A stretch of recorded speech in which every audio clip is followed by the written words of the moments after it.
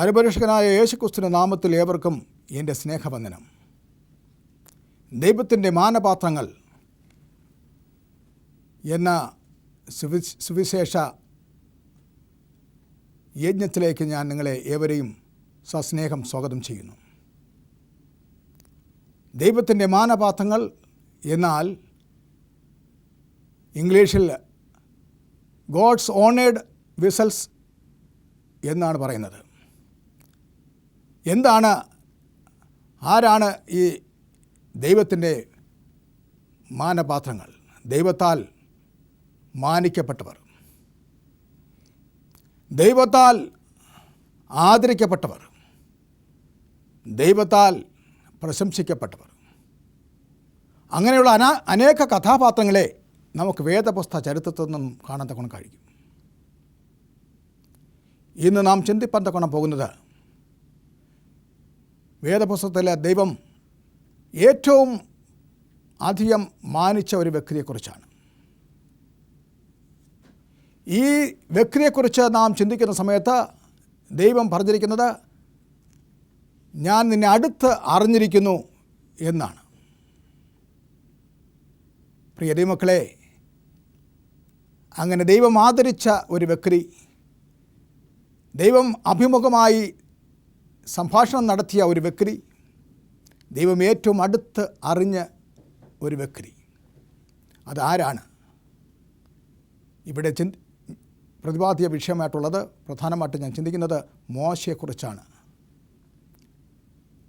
മോശയെക്കുറിച്ച് പറയുന്ന സമയത്ത് ദൈവവുമായിട്ട് അവന് വളരെ അധികം അടുത്ത ഒരു ഈടാർന്ന ബന്ധമുണ്ടായിരുന്നു എന്ന് കാണുന്നു. അപ്രകാരമുള്ള മോശയുടെ ചരിത്രത്തെക്കുറിച്ച് വേദപുസ്തകത്തിലെ പുറപ്പാട് പുസ്തകം 2-ാം അധ്യായത്തിൽ പറയുന്നുണ്ട്. അവൻ്റെ പ്രാരംഭ ജീവിതത്തെക്കുറിച്ച്, തൻ്റെ മാതാപിതാക്കളെക്കുറിച്ച്. എല്ലാവർക്കും സുപരിചിതമായ ഒരു വിഷയമായതുകൊണ്ട് തൻ്റെ ബാല്യകാര്യത്തെക്കുറിച്ചോ ജനനത്തെക്കുറിച്ചോ മറ്റു കാര്യങ്ങളെക്കുറിച്ചോ അധികം പറയാൻ തൊക്കണം ആഗ്രഹിക്കുന്നില്ല. നമ്മുടെ പ്രധാന വിഷയത്തിലേക്ക് കടന്നു ചെല്ലുവാൻ ആഗ്രഹിക്കുകയാണ്. വേദപുസ്തകത്തിൽ പുറപ്പാട് പുസ്തകം 1-ാം അധ്യായം 6 മുതൽ 10 വരെയുള്ള വാക്യങ്ങൾ വായിക്കുന്ന സമയത്ത്, പുറപ്പാട് 1-ാം അധ്യായം 6 മുതൽ 10 വരെയുള്ള വാക്യങ്ങൾ വായിക്കുമ്പോൾ ഇപ്രകാരം കാണുന്നു. ആ തലമുറ ഒക്കെയും മരിച്ചു. ഇസ്രായേൽ മക്കൾ സമ്പന്നരായി അത്യന്തം വർദ്ധിച്ചു. പെരുകി ബലപ്പെട്ട് ദേശം അവരെ കൊണ്ട് നിറഞ്ഞു എന്ന് പറയുന്നു. അനന്തരം യോസെഫിനെ അറിയാത്ത പുതിയൊരു രാജാവ് മിസ്രയീമിൽ വന്നു. അവൻ തൻ്റെ ജനത്തോട്, ഇസ്രായേൽ ജനം നമ്മേക്കാൾ ബാഹുല്യവും ശക്തിയുമുള്ളവരാകുന്നു.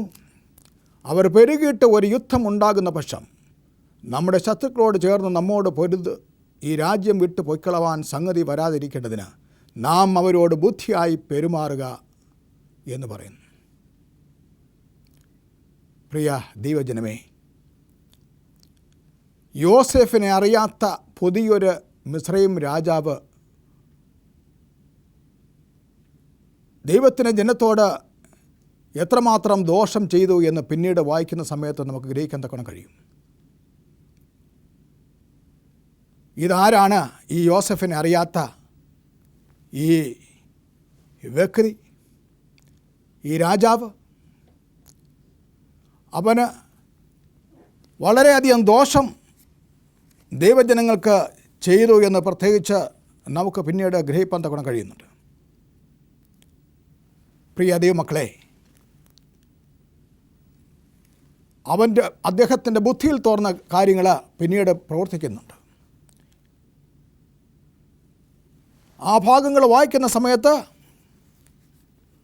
തുടർന്ന് വായിക്കുന്ന സമയത്ത് അവൻ ദൈവത്തിൻ്റെ ജനത്തെ പീഡിപ്പിക്കാൻ ശ്രമിക്കുന്നതായിട്ട് കാണുന്നു. അങ്ങനെ ആകുന്ന സമയത്ത് അവർ അവിടെ വിട്ട് പോകും എന്ന് വിചാരിച്ചു. എന്നാൽ പീഡിപ്പിക്കും തോറും ജനം പെരുകി വർദ്ധിച്ചു. അവന് മാത്രമല്ല, കുഞ്ഞുങ്ങളെ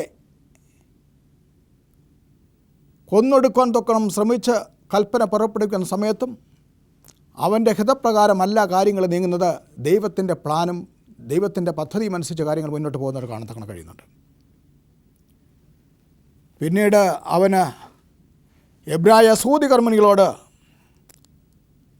ആ കുഞ്ഞുങ്ങളെ കൊന്നുകളയാൻ തക്കോണം ആവശ്യപ്പെടുന്നു. എന്നാൽ ദൈവം ആ സൂതികർമ്മികളോട് ഇരുന്നു എന്ന് കാണുന്നു. ആ കുഞ്ഞുങ്ങളെ അവർ രക്ഷിച്ചായിട്ട് കാണുന്നു. പിന്നീട് സർവ്വജനത്തോടും അവൻ പറയുന്നത് എബ്രായ ആൺകുഞ്ഞുങ്ങളെ ഈജിപ്തിലെ നൈൽ നദിക്ക് ഉള്ളിലേക്ക് വലിച്ചെറിയാൻ തക്കോണം പറയുന്നു. അങ്ങനെ വെള്ളത്തിൽ എറിഞ്ഞ് കൊല്ലുവാൻ തക്കോണം അവരോട് പറയുന്നു. എന്നാൽ അതും സംഭവിക്കുന്നില്ല. ദൈവത്തിൻ്റെ പദ്ധതി ആർക്ക് തന്നെ നടക്കാൻ നോക്കിയിരുന്നാലും അത് അസാധ്യമാണ്. ഇവിടെ തെളിയുന്നത് ദൈവം വിജയിക്കുന്നു. ഇവിടെ ഈ മിസ്രൈം രാജാവ് തോൽക്കുന്നതായിട്ട് കാണുന്നു. പിന്നീട് നാം കാണുന്നത് മോശ താൻ കുഞ്ഞിലെ അവനെ എപ്രകാരം ദൈവം അവനെ രക്ഷിക്കുന്നു ഈ പ്രത്യേക സാഹചര്യത്തിൽ എന്നുള്ളതാണ്. നമുക്കറിയാം, അവനെ ഞാങ്ങണയിൽ വെച്ച് ആ നദിയിൽ ആ നൈൽ നദിയിൽ ആ ഞാങ്ങണയുടെ ഇടയിൽ അവനെ ആ ഞാങ്ങണ ഉണ്ടാക്കിയ പെട്ടിയിൽ കീല് തേച്ച് വെള്ളം കയറാതെ സൂക്ഷിച്ച് അവിടെ വെച്ച് സൂക്ഷിക്കുന്ന സമയത്ത് അവിടെ ഫറവോൻ്റെ പുത്രി കുളിക്കാൻ വന്ന സമയത്ത് ആ കുഞ്ഞിനെ കാണുകയും അങ്ങനെ പിന്നീട് അവസാനം മോശ ആ ഫറവോൻ്റെ പുത്രിയുടെ മകളായിത്തീരുന്ന ഒരു അവസ്ഥ. ഒരു പക്ഷെങ്കിൽ തീർച്ചയായിട്ടും മോശ സംബന്ധിച്ചോളം ഒരു ഭാഗ്യമായിരിക്കാം, തീർച്ചയായിട്ടും ഭാഗ്യം തന്നെയാണ്. എന്നാൽ പിന്നീട് നാം കാണുന്നത് ആ ഭാഗ്യത്തിന് അവൻ വലിയ വില കൽപ്പിക്കുന്നില്ല എന്നുള്ളതാണ് നാം കാണുന്നത്. പിന്നീട് നാം കാണുന്നത് മോശയ്ക്ക് അവിടം വിട്ട് പോകേണ്ട അതായിട്ട് വരുന്നു എന്ന് നാം കാണുന്നു. കാരണം മോശ ചെയ്ത ആ വിഡ്ഢിത്തം കൊണ്ട്, മോശയുടെ വിഡ്ഢിത്തരം കൊണ്ട് അവന് അവിടം വിട്ട് ഓടേണ്ടി വരുന്നതായിട്ട് കാണുന്നു.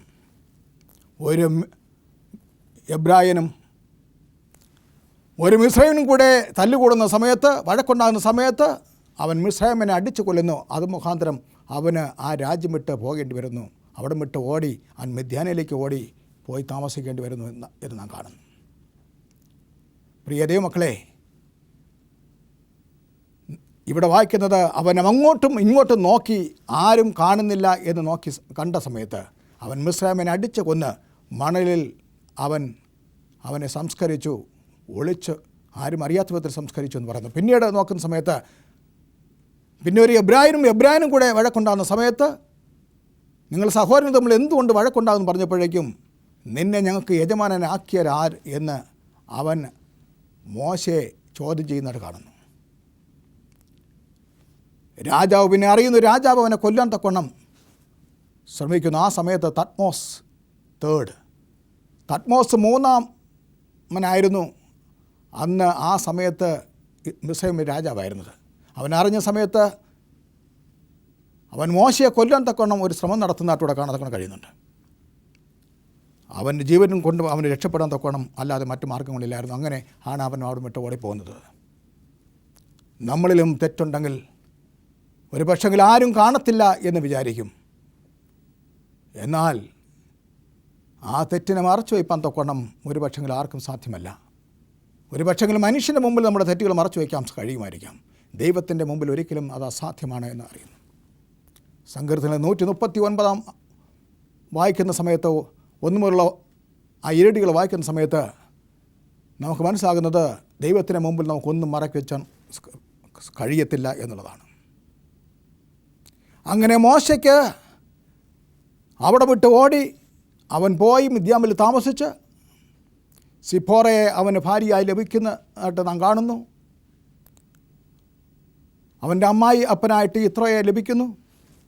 അങ്ങനെ അവിടെ താമസിച്ചതിന് ശേഷം പിന്നീട് അവൻ്റെ ജീവിതത്തെപ്പറ്റി ചിന്തിക്കുന്ന സമയത്ത് പിന്നീട് ഒരു ജീവിതത്തിലെ ഒരു ടേണിംഗ് പോയിൻ്റ്, ജീവിതത്തിലെ വഴിത്തിരിവിലേക്ക് പോവുകയാണ്. ദൈവത്തിൻ്റെ വിളി അവന് ലഭിക്കുന്നതായിട്ട് കാണുന്നു. പുറപ്പാട് പുസ്തകം 3-ാം അധ്യായം 1 മുതലുള്ള വാക്യങ്ങൾ നമ്മൾ അവിടെ നോക്കുന്ന സമയത്ത് ദൈവത്തിൻ്റെ വിളി അവിടെ മോശയ്ക്ക് ലഭിക്കുന്നതായിട്ട് കാണുന്നു. അവൻ്റെ അമ്മായിയപ്പൻ്റെ ആടുകളെ മേച്ചുന്ന സമയത്ത് അവന് ദൈവത്തിൻ്റെ വിളി ഉണ്ടാകുന്നു. അങ്ങനെ ആ വിളി അവൻ കേട്ടുകൊണ്ട് ദൈവത്തിൻ്റെ ആ വിളിക്ക് ആദ്യം അവൻ ചില ഒഴിവുകൾ ഏതാണ്ട് 4-5 പ്രാവശ്യം ഒഴിവുകൾ പറയുന്നെങ്കിൽ തന്നെയും പിന്നീട് അവൻ സ്വീകരിക്കുന്നു. അങ്ങനെ മോശ ദൈവത്തിൻ്റെ വിളി സ്വീകരിച്ചുകൊണ്ട് അവൻ മിസ്രൈമിലേക്ക് ചെന്ന് ഫറവോനെ കണ്ട് ദൈവത്തിൻ്റെ ജനത്തെ അവൻ അവിടെ നിന്ന് വിടുവിച്ചു കൊണ്ടുവരുന്നതായിട്ട് നാം പിന്നീട് ആ ചരിത്രങ്ങൾ വായിക്കുന്ന സമയത്ത്, വേദപുസ്തകം വ്യക്തമായി വായിക്കുന്ന സമയത്ത് മനസ്സിലാകുന്നു. ഒരു വലിയ ദൗത്യമാണ് അവൻ എടുത്തത്.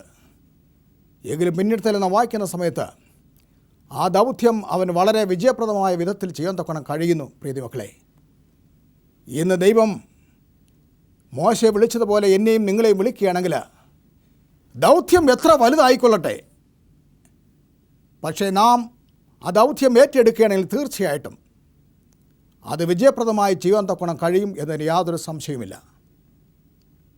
മോശ തൻ്റെ ജോലിയിൽ താൻ എടുത്ത ദൗത്യത്തിൽ വിജയിച്ചു എന്ന് പ്രത്യേകിച്ച് കാണുന്നു. രാജകൊട്ടാരത്തിൽ വസിക്കുന്നത് അവൻ ഉപേക്ഷിക്കുന്നു. ദൈവത്തിൻ്റെ ജനത്തോടുകൂടെ അവൻ കഷ്ടം അനുഭവിപ്പാൻ തക്കവണ്ണം അവൻ തിരഞ്ഞെടുത്തു എന്ന് വേദപുസ്തകത്തിൽ നാം വായിക്കുന്നു. പ്രിയമക്കളെ, ആ ഭാഗം നമുക്ക് വായിക്കാം. എബ്രായർക്ക് എഴുതിയ ലേഖനം 11-ാം അധ്യായം 24 മുതൽ ഉള്ള വാക്യങ്ങൾ വായിക്കുന്ന സമയത്ത് അവിടെ പ്രത്യേകിച്ച് അത് ഭാഗം പറയുന്നുണ്ട്. 24 മുതൽ 26 വരെയുള്ള വാക്യങ്ങൾ. വിശ്വാസത്താൽ മോശ താൻ വളർന്നപ്പോൾ പാപത്തിൻ്റെ തൽക്കാല ഭോഗത്തെക്കാളും ദൈവജനത്തോടുകൂടെ കഷ്ടം അനുഭവിക്കുന്നത് തിരഞ്ഞെടുത്തു. പ്രതിഫലം നോക്കിയത് കൊണ്ട് ഫറവോൻ്റെ പുത്രിയുടെ മകൻ എന്ന് വിളിക്കപ്പെടുന്നത് നിരസിക്കുകയും മിസ്രൈമിലെ നിക്ഷേപങ്ങളെക്കാൾ ക്രിസ്തുവിൻ്റെ നിന്ന വലിയ ധനം എന്ന് എണ്ണുകയും ചെയ്തു. ദൈവം നമ്മെ അനുഗ്രഹിക്കുമാറാകട്ടെ ഈ വാക്യങ്ങളാൽ. മിസ്രൈമിലെ നിക്ഷേപങ്ങളെക്കാൾ ക്രിസ്തുവിൻ്റെ നിന്ന വലിയ ധനം എന്ന് അവൻ എണ്ണി. ദൈവത്തിന് സ്തോത്രം. ഇന്ന് ഞാനും നിങ്ങൾക്കും അപ്രകാരം ഒരു തീരുമാനമെടുക്കാൻ തക്കോണം കഴിയുമോ? ഈ ലോകമോഹങ്ങളൊന്നും വേണ്ട, എൻ്റെ യേശു മാത്രം എനിക്ക് മതി എന്ന് ഒരു തീരുമാനമെടുക്കാൻ തക്കോണം കഴിയുമോ? പ്രിയ മക്കളെ, ദൈവത്തിൻ്റെ പ്രത്യേക അനുഗ്രഹം പിന്നെ അവൻ്റെ ജീവിതത്തിലുണ്ടായിരുന്നു എന്ന് കാണത്തക്കോണം കഴിയുന്നുണ്ട്. എത്ര ഒരു നല്ല പ്രവാചകനായി, ഒരു ദൈവത്തിൻ്റെ ദാസനായി മോശയ്ക്ക് പിന്നെ വർത്തിപ്പാൻ തക്കോണം കഴിഞ്ഞ് എന്ന് നമ്മൾ ചിന്തിക്കേണ്ടിയിരിക്കുന്നു. മറ്റുള്ളവരുടെ രക്ഷയിൽ അവന് ഉണ്ടായിരുന്ന കരുതൽ എത്രമാത്രമായിരുന്നു എന്ന് പുറപ്പാട് പുസ്തകം 32-ാം അധ്യായം 31 മുതൽ 33 വാക്യങ്ങൾ നമ്മൾ വായിക്കുന്ന സമയത്ത് നമുക്ക് പ്രത്യേകിച്ച് മനസ്സിലാക്കാൻ തക്കോണം കഴിയുന്നുണ്ട്. അവന് ഇസ്രായേൽ ജനങ്ങൾ പാപം ചെയ്യുന്ന സമയത്ത്, ഇസ്രായേൽ ജനങ്ങൾ ദൈവത്തെ അവരുടെ പാപം മുഖാന്തരം കോപിക്കുന്ന സമയത്ത് ദൈവം അവരെ കൊല്ലണം, അവരെ നശിപ്പിക്കണമെന്ന് തീരുമാനമെടുക്കുന്ന സമയത്ത് ദൈവത്തോട് അവൻ വാദിക്കുന്നു. അവൻ ദൈവത്തോട് വാദിച്ച് ദൈവത്തോട് അവന് അവരുടെ പാപക്ഷമയ്ക്ക് വേണ്ടി മല്ലിടുന്ന ആ ഭാഗം എത്ര ഹൃദയസ്പർക്കായ ഒരു ഭാഗമാണെന്ന് നാം ചിന്തിക്കുക. പ്രിയ ദൈവമക്കളെ, മറ്റ് വിശ്വാസികളുടെ, മറ്റ് അക്രൈസ്തവരുടെ, പാപികളുടെ ജീവിതത്തിൽ നമ്മുടെ ബന്ധുമിത്രാദികളോട് നാം കാണിക്കുന്ന സ്നേഹം മറ്റൊരാളും കാണിക്കേണ്ട ആവശ്യമാണ്. നശിച്ചു പോകുന്ന ജനതയെ നോക്കിയിട്ട് അവിടെ രക്ഷയിലേക്ക് തിരിച്ചു കൊണ്ടുവരാൻ നോക്കണം. നാം എപ്പോഴും അവരോട് നാം വളരെ കരുതൽ കാട്ടണം എന്ന് ഈ ഭാഗങ്ങൾ പഠിപ്പിക്കുന്നുണ്ട്. നമുക്ക് ആ ഭാഗം വായിക്കാം. പുറപ്പാട് പുസ്തകം 32-ാം അധ്യായം 1 മുതലുള്ള ആ ഭാഗങ്ങൾ വായിക്കുന്ന സമയത്ത്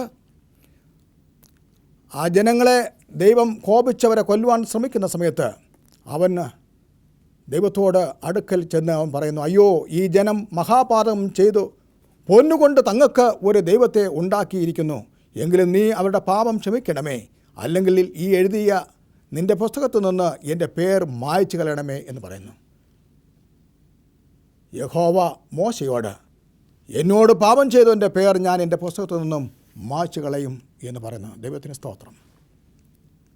നീ അവരുടെ പാപങ്ങളെ ക്ഷമിക്കുന്നില്ല എങ്കിൽ നീ എൻ്റെ പേര് ജീവൻ്റെ പുസ്തകത്തിൽ നിന്നും മായ്ച്ചു കളയണമേ എന്ന് പറയുന്നു. ഇന്ന് എനിക്ക് നിങ്ങൾക്ക് അപ്രകാരം ചെയ്യാൻ തക്കോണം കഴിയുമോ? പറയാൻ തക്കോണം കഴിയുമോ? പ്രിയ മക്കളെ, അത്രമാത്രം അവൻ തൻ്റെ സമസൃഷ്ടങ്ങളെ സ്നേഹിച്ചു എന്ന് കാണുന്നു. അത്രമാത്രം അവൻ യേശു ക്രിസ്തുവിനെ പോലെ അവൻ ശത്രുക്കളെ സ്നേഹിച്ചു. അതുകൊണ്ടാണ് മോശയെക്കുറിച്ച് പറയുമ്പോൾ ക്രൈസ്റ്റ് ലൈക്ക് മോസസ് എന്ന് പറയുന്നത്. യേശുവിനെ പോലെ സ്വഭാവമുള്ള, യേശുവിനെ പോലുള്ള മോശ എന്നാണ് വിശേഷിപ്പിക്കുന്നത്. ഒരു പക്ഷെങ്കിൽ ഇപ്രകാരമുള്ള നല്ല സ്വഭാവങ്ങളുടെ ഉടമയായതുകൊണ്ട് ആയിരിക്കാം.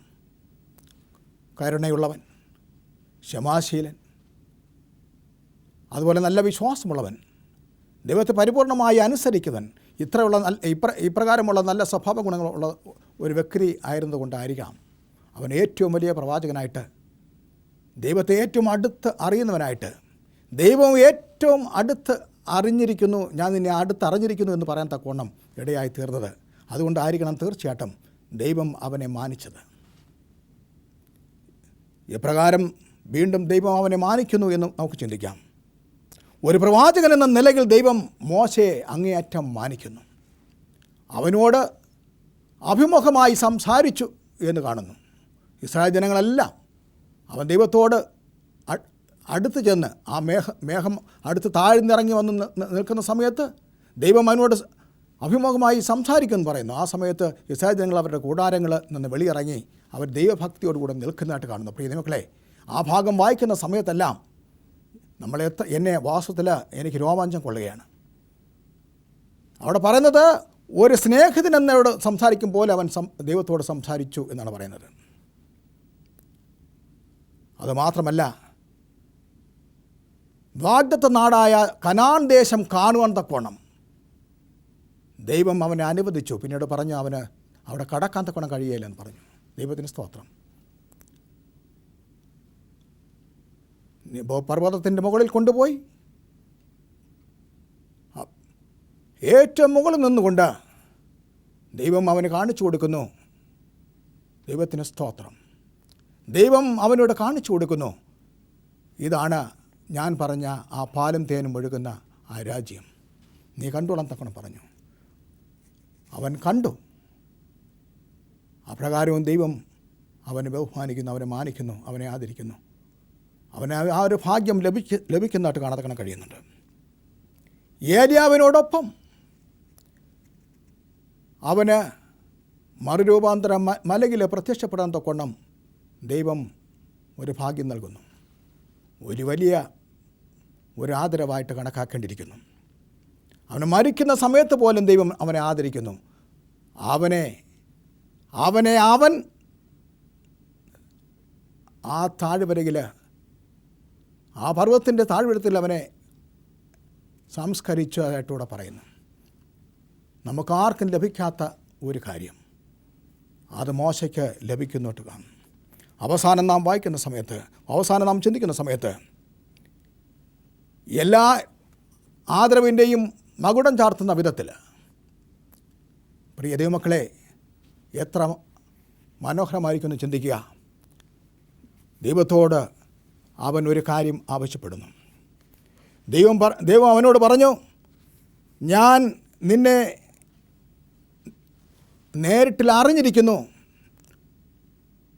ഞാൻ നിന്നെ സ്നേഹിക്കുന്നു, ഞാൻ നിന്നോട് കൃപ കാണിച്ചിരിക്കുന്നു, ഞാൻ നിന്നെ നേരിൽ അറിയുന്നു എന്ന് പറഞ്ഞ സമയത്ത് അവന് ദൈവത്തോട്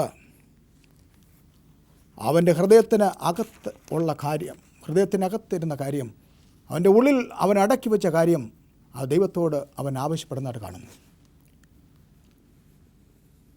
ഇവിടെ 17-ാമത്തെ വാക്യം, ഉൽപ്പത്തി 33-17 വാക്യങ്ങൾ വായിക്കുന്ന സമയത്ത് യഹോവ മോശയോട്, നീ പറഞ്ഞ ഈ വാക്ക് പോലെ ഞാൻ ചെയ്യും. എനിക്ക് നിന്നോട് കൃപ തോന്നിയിരിക്കുന്നു, ഞാൻ നിന്നെ അടുത്ത്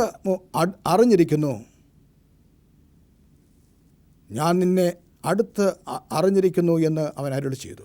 അപ്പോൾ അവൻ, നിൻ്റെ തേജസ് എനിക്ക് കാണിച്ചു തരണമേ എന്ന് അപേക്ഷിച്ചു. അതിനവൻ, ഞാൻ എൻ്റെ മഹിമയൊക്കെയും നിൻ്റെ മുമ്പാകെ കടക്കുമാറാക്കി യഹോവയുടെ നാമത്തെ നിൻ്റെ മുമ്പാകെ ഘോഷിക്കും. കൃപ ചെയ്യുവാൻ എനിക്ക് മനസ്സുള്ളതിനോട് ഞാൻ കൃപ ചെയ്യുമെന്ന് പറയുന്നു.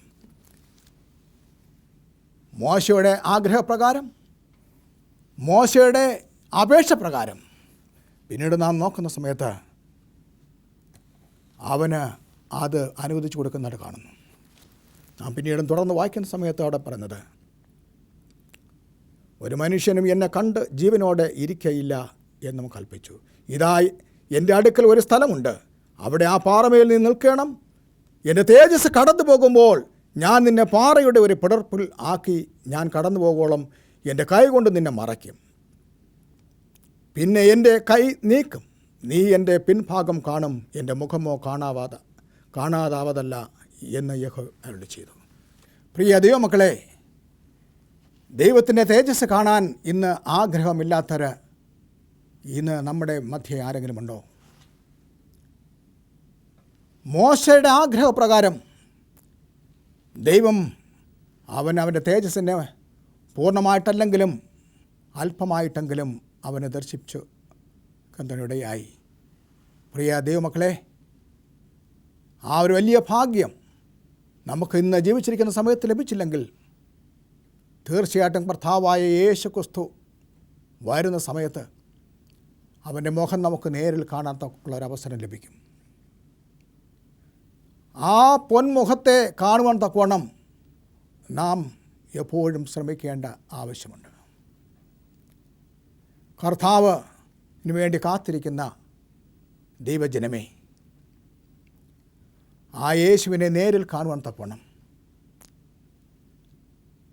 അവൻ്റെ പൊന്മുഖത്ത് ഒരു മുത്തം നൽകുവാൻ തക്കവണ്ണം എനിക്ക് നിങ്ങൾക്കും ഇഷ്ടമുണ്ടെങ്കിൽ അവൻ്റെ കൽപ്പന അനുസരിച്ച് അവനുള്ള വിശ്വാസം കാത്തുകൊണ്ട് മുന്നോട്ട് പോകാൻ തക്കവണ്ണം ദൈവം നമ്മളെ ആഹ്വാനം ചെയ്യുന്നു.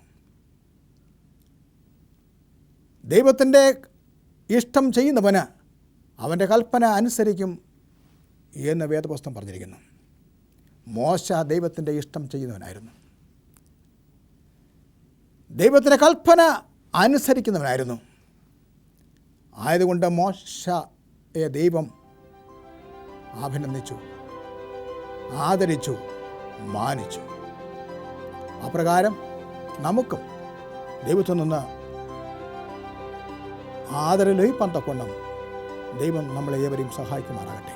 നമുക്ക് ഏവർക്കും പ്രാർത്ഥിക്കാം. സ്നേഹം നിറഞ്ഞ വാഴ്ത്തപ്പെട്ട ദൈവമേ, മോശയെ എപ്രകാരമാണ് ദൈവം സ്നേഹിച്ചത്, ആദരിച്ചത്, എപ്രകാരമാണ് മോശയെ നടത്തിയത്, അപ്രകാരം ഞങ്ങളെ ഏവരെയും നടത്തണമേ എന്ന് പ്രാർത്ഥിക്കുന്നു. ഞങ്ങളവസാനങ്ങളുടെ രാജ്യത്ത് വരാനുള്ള സൗഭാഗ്യം തരണമേ. യേശുവിന്റെ നാമത്തിൽ അപേക്ഷിക്കുന്ന കൃപയുടെ സ്വർഗ്ഗസ്ഥ പിതാവേ, ആമേൻ.